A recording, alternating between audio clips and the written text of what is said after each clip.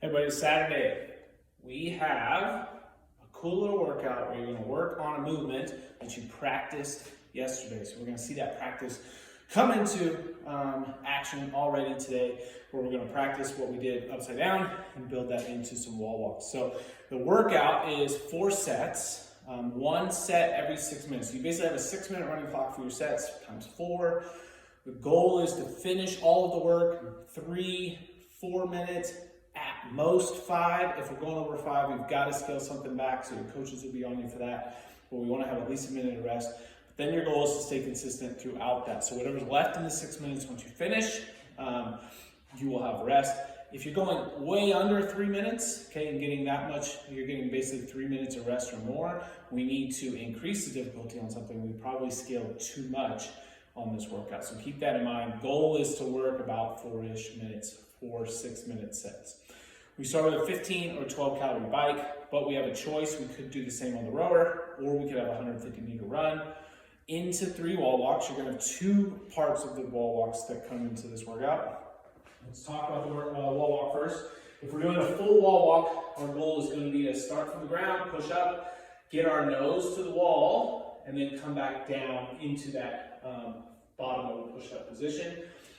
If we're scaling this, we'll talk about how we can step that into parts. So first, on the ground, we'll push up. As we push up, we step. Nose comes to the wall. And back down.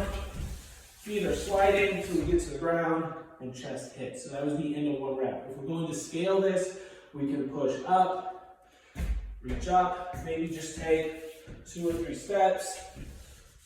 And back down, and here. Okay, we can also work on setting our feet on top of a box, just like we practiced yesterday being in a pike, but maybe you can walk around the box. Your coach could talk about how to scale that, but if we can get into a semi, either pike or against the wall position, that would be our goal for today. After you finish your first set of 3 wall walks, you have 50 double unders, back to wall walks, back to the bike. Okay, so your goal is get through all of that, like I said, in about 4 minutes, have your rest, and do it all over again for 4 total sets. After we're done, we have a back and bicep finisher. We're going to have 4 rounds of 10 bent over rows. So the bent over row, I like to set up first at the top of my deadlift. Don't go right into the bent over position from there. Then bend. Goal is to be able to pull that barbell from just underneath the knees to that basically stomach, almost a couple inches maybe above the belly button. We're not pulling to here, okay, that's too high.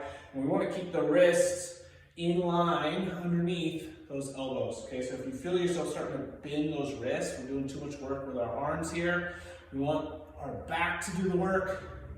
So we should be thinking about our elbows coming up past, and this line staying the same from elbow to wrist to knuckles, okay? So that'll be our bent over row. We then have more back movement with the lat push down. A new one you could try today is setting your PVC through the band. Step back so you have some tension. The benefit of this is we can go a little bit wider on this actual push down, but from here, still set that core and push down against the bar.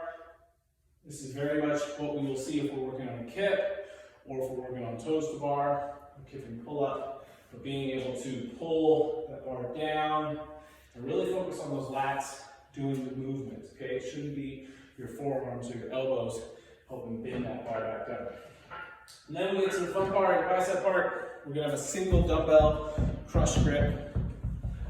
So we're going to hold the dumbbell on the sides, try to actively squeeze it as hard as you can as you curl the whole time. The more you can squeeze, the more you're going to get out of this one.